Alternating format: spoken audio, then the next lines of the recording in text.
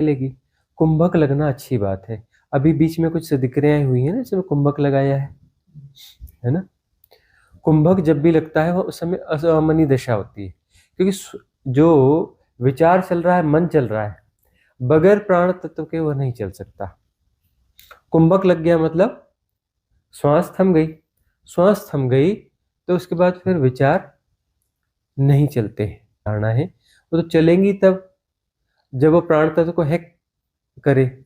तो मन ज्यादा चल रहा है तो श्वास चल रही है, लेकिन श्वास सहज नहीं होगी, असहज श्वास होगी, किसी न किसी विकार के साथ आबद्ध होगी। तो जिस विकार के साथ आबद्ध होगी उसकी लय में चल रही होगी, वह विकार की लय में चल रही होगी श्वास। प्राण तत्व की हैकिंग होती है, सहज श्वास नहीं होती। ऐसी श्वास, ऐसा प्राण तत्व वह जो है हैक नहीं है, तो नाभि की परिक्रमा करेगा और धीमी और सहज सांस होगी, नाभि तक जा रही होगी, नाभि से बाहर आ रही होगी, तब हैकिंग नहीं है। तुम्हारे लिए ब्रह्म श्वास की जो विधि है वह काफ़ी कारगर रहेगी। तो ब्रह्म श्वास की विधि का प्रयोग करो और क्षमा याचना मंगल कामना वाली ध्यान विधि तो सबके लिए है ही, उसका प्रयोग तो करते रहना चाहिए।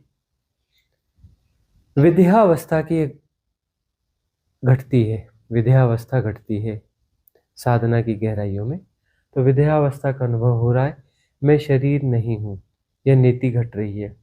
विचार थम रहे हैं, मैं मन नहीं हूँ, वह घट रहा है। धीरे धीरे ऐसा होगा कि मैं भाव नहीं हूँ।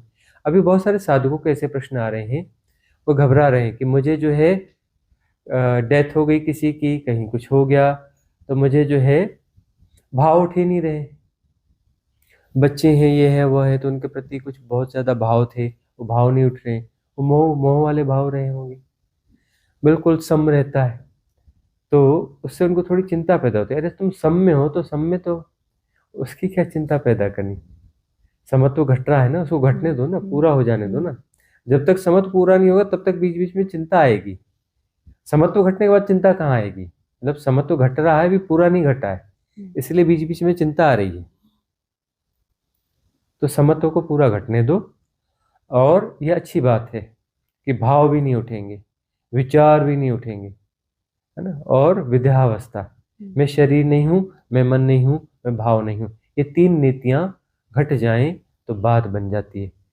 फिर इस पौद्गलिक जगत से, फिजिकल वर्ल्ड से हम बाहर हो जाते हैं, मेटाफिजिकल वर्ल्ड में प्रवेश हो जाता है।